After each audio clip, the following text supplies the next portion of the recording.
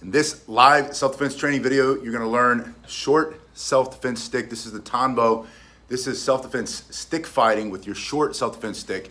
This is going to be 18 inches long. You can have it a little shorter, a little bit longer. It's your preference. I make them in 1.25 inch diameter out of oak, sand them down really well, oil it up for a couple days. And if you want one of these, the link is in the description below if you want one that I make, or go buy a dowel rod at Lowe's or Home Depot or wherever your do-it-yourself store is. Cut it in half, sand it up, make your own. Hello, D. Good to see you. D's in New Zealand. First thing I want you to see is that you have two ways to carry your self-defense stick. Your short stick, self-defense stick, when you fight with it, either having the long side come out of your pinky or having the long side come out of your thumb. We're gonna start here in this position. It makes it harder for someone to grab it and take it out of your hand. You would hold it like this, get into a better position, put the stick between you and the threat, and the first motion is a simple jab. You're bringing it right into the soft tissue of his face, his nose, his eyes, his teeth, his throat for self-defense. The question you ask yourself is, what can you remove or destroy? Hello, Matthew. You're using this hard piece of wood to smash the teeth right down his throat for self-defense. So it's this turning of the shoulders and the hips. Hello, Studer, nice to see you. From here, the second motion, Rick, it's good to see you, bringing it in to the side. Think temple, stick it in his ear, stick it into his neck, maybe into the ribs if you're seated. But you're swinging, again, shoulders and hips. It's all about using your whole body to hit somebody when you're fighting with a stick for self-defense, using the short self-defense stick, generating more power by turning through your shoulders and hips. So the first strike, turning this way, the second strike, swinging in this way. The third strike is gonna be using that long side as it comes out of your pinky, and you snap it right through his face. Bringing it this way, coming across, you can bring it down at an angle, you can bring it straight up, you can bring it up under into his groin. You can do all of the strikes, different levels. All of them work if you engage your whole body. Redding, it's good to see you. Redding said he made a couple of oak ones himself. That's the best thing to do. Alita, good to see you. Make your own. They're super inexpensive. Buy a dowel rod, cut it in half, sand it up, oil it up, cut it to the size that you like. You look at this one, it's the same length as the tip of my finger to my elbow. So if you didn't want to have 18 inches, if you were making your own, and you said, what's the perfect size? 18 inches is a good size for me. Maybe you would want one a little bit longer or one a little bit shorter, but make one and get started. The key is that you are teaching yourself, you're training yourself how to fight with sticks for self-defense, and then you carry the self-defense stick skill with you, even if you don't have this particular stick. So I can put one of these in my car. There is one in my car. I have one at the house. I've got plenty here in the virtual dojo. But if I'm not in one of those places, I don't have it with me, I can make a stick, roll up a magazine really tight, fight with that. You can pick up sticks off the ground. You might be pumping your gas. There's that stick with that T on the end where you put that nasty water all over the windshield and clean it, the squeegee. You can fight with that stick. So there's sticks everywhere. So learn the skills. Good morning, James. James is in Wyoming. So we started with this position, striking forward, swinging this one. Thank you, Jason. And then snapping this across. Those are just a few strikes that you do when it's in this position. One that I really like is to answer your phone, get your other hand on it, and then with two hands, thrust. You have so much power when you have two hands on this stick. Bringing it in this way, and again, it's all turning of your shoulders and hips. Hello, Jim Bob, good to see you. From here, you can turn, blast straight in, this hard piece of oak going through his nose, his eyes, his teeth for self-defense. Again, the question is, what can you remove or destroy? Bringing this straight down into the throat. That could be a fatal strike for self-defense. Bringing it down into his solar plexus. You can swing with two hands this way. You can bring it behind and straight in this way. He might be behind you. You feel him. He's on your neck. He's on your shoulder. Get two hands on it. And turn, smashing with a two stick. Hello, Gary. Gary's in, like I said, North Carolina. So that's all in this position. The other way to carry it is with the long side coming out of your thumb. Now you use it the same way you would any other club. Using this technique, you can bring it off your shoulder. Always bring it off your shoulder. It's gotta come from the shoulder. If it's out here, it's not very strong. You're using shoulder muscles. Those are very small. If it's right here, you're pushing with your chest. You're turning your shoulders and hips, and you're hitting extremely hard and fast. And if you swing out here, he could close that distance and it wraps around his back. You never hit him with it. If you're bringing it this way, he can't get through you unless he goes through your stick. And your stick is gonna go through him right into his face for self-defense. So from here, coming off the shoulder, again, it's that pushing motion with a little bit of a twist of your wrist. So you can practice this twisting of the wrist, twisting from one side to the other one. I like to do this a lot. Make sure you do it with both hands so that both hands get familiar fighting with the stick. You might injure this arm if you're right-handed and you have to use your left-handed. You want to be effective with both sides. Practice simple angles coming off shoulder one and off the other side. Right side, left side. Right side, left side. Put it in your left hand, do the same thing. Touch your shoulder. I was doing this today with somebody. We had a private lesson and he had great technique, but he was a little wide. And I said, I want you to slow down. Slow is smooth, smooth is fast. That's where that comes from. Slow down and feel it on your shoulder first. Feel it on your shoulder, and that almost always will clean it up. The thing that you realize almost immediately when you bring it to your shoulder is that when you hit with so much more power. It's so much stronger when it stays in the center line of your body. So practice these basic angles. Practice a horizontal strike coming through, and you can go to the head, you can go into his ribs, you can go into his waist, into the knees, striking wherever you want. But however many you do with the right, make sure you're doing that also with the left. Using this longer grip with it coming out of the thumb side, James says, is there a location to ask about materials and accessories? Yeah, James, put them in the comment section. I read all the comments. I don't always respond right away, but I will get a response to you in a timely fashion. But put them in the comment section below, and then a lot of times other people can jump in. If you have an answer for James or anybody else, put those in the comment section. Hello, Peel, it's good to see you. He said he's watching Pittsburgh. From here, I want you to think about bringing it in, using the whole lever of your arm with this pivot point on your shoulder, and again, turning your shoulders and hips. When you turn your shoulders and hips, you don't get much pressure on the shoulder. You're not gonna feel it in the hand as much.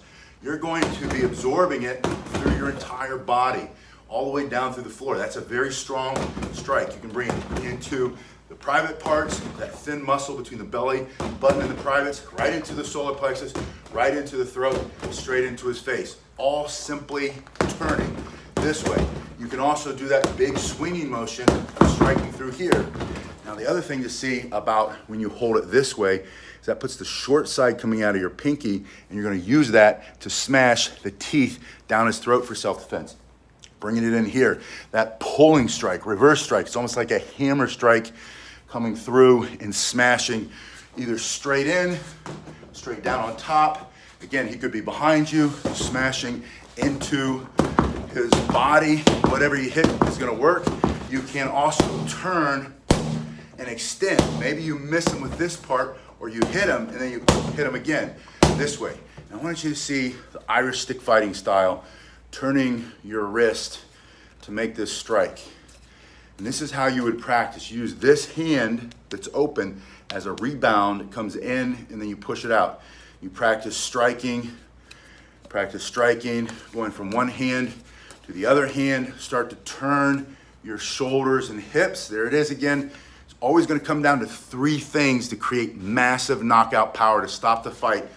When you fight with sticks for self-defense, stick fighting for self-defense, using your short self-defense stick. I always forget, I wanted to use the title when we talk about it. You always need shoulders and hips. Three things to create maximum knockout power. Number one is extension, extending all the way. Number two is rotation through your shoulders and hips. Write this down. Number three is take a step. You've got to have acceleration. So you accelerate the strike when you take, you can see it in the mirror, that little step forward. Coming in, turning your shoulders and hips in this practice. And you might not have something to strike, practice striking in the air. Just over and over and over. Rick says, everybody click like, please. Thank you so much for that, Rick. Yes, please give me a thumbs up if you can. If you have any comments or questions, put them in the comment section and then answer each other. Let's make this. Yeah, James asks, is a lanyard a good idea? Absolutely. Then it becomes the dangbong, the Korean style of tanbo, which is generally shorter, but you drill the hole there, you put a used 550 paracord, put that in there, put it around your thumb. We'll make a dongbong video soon. I've got to make one. I left all mine in Ohio. But there's a way that you whip it around using your hand, using that lanyard. You can use it for a lot of things, but then you're right, it also keeps it from, if it does come out of your hand, it doesn't leave very far, and you can re-grab it and reattach it. Now those are just some of the techniques, some of the ways that you perform or practice stick fighting with your short self-defense stick. And like I said at the beginning, you want to learn the skills of stick fighting and then get them burned in, practice over and over and over. And then carry one of these if you can in your car, carry one in a bag if you can, if it's legal where you are. If someone stops and questions you, why do you have this stick? Is that to hit somebody? Say, absolutely not. I'm a baker. It's my dough rolling pin, or whatever. I don't know what answer you give them, or none of your business. But no, it's not that. Don't worry about that. It's a piece I like to whittle, and I carve little figurines. I cut it into small pieces, and I carve little chess pieces out of it. I just haven't got to it yet. So that's why I carry it in my car. I'm going to do that tonight. Whatever you make up, it doesn't matter. It's no one's business but yours, that you defend yourself. And then if you carry the skills with you, if you train with this at home, and you don't happen to have your Tanbo self-defense stick, you can use any stick that you can find. And that's my homework for you.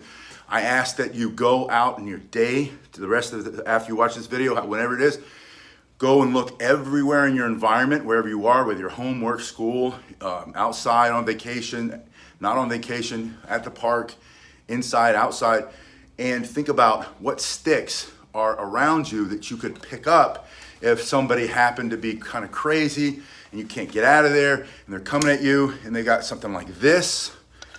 H is in Sweden, greetings from Sweden. Thank you for being here, H. You can see that this razor sharp blade is very dangerous. I don't want anything to do with this, but if I don't have any other choice and it's just my skin and bones and all that blood in there and all those tendons and muscle that's gonna get sliced up, or a stick, I would rather have a stick to defend myself against something like that. So having something as an option, just one little extra piece, having the skills and the knowledge, knowing how to defend yourself with stick fighting with short self-defense sticks, you could then pick up a stick, but you have to go and look for it. You got to train your brain to see them. And right now you might, if you thought about it, you might think, well, I don't see any sticks during the day. But now that you know you need to look for it, go out there, look for it, come back to this video, please, and put in the comment section what sticks you find in your environment. I've got sticks all over the place here in the martial arts school, but when I go to the elementary school where I work, more time now, I'm spending more and more time there every day. I did it today. I was there this morning for a couple quick meetings. Every office I went into, there were sticks that I could pick up to defend myself if I had to, or defend my family, keep somebody from taking my life, my freedom, my dignity, or the lives of my children. You get the point. That's how seriously I take it. That's why I train with every kind of self-defense tool that I can think of. And put in the comment section if you have something that you'd like me to train with. I would love to make a video for you and explore. And maybe it's something I haven't done before. I would like to see what you think we could use, and we'll get some of those and we'll make them. This is the same size, by the way, of the short umbrella, the one that expands a little bit, that I carry in the car. And the one that I have is very nice, and it's hard and it's sturdy, and I can do all the same techniques.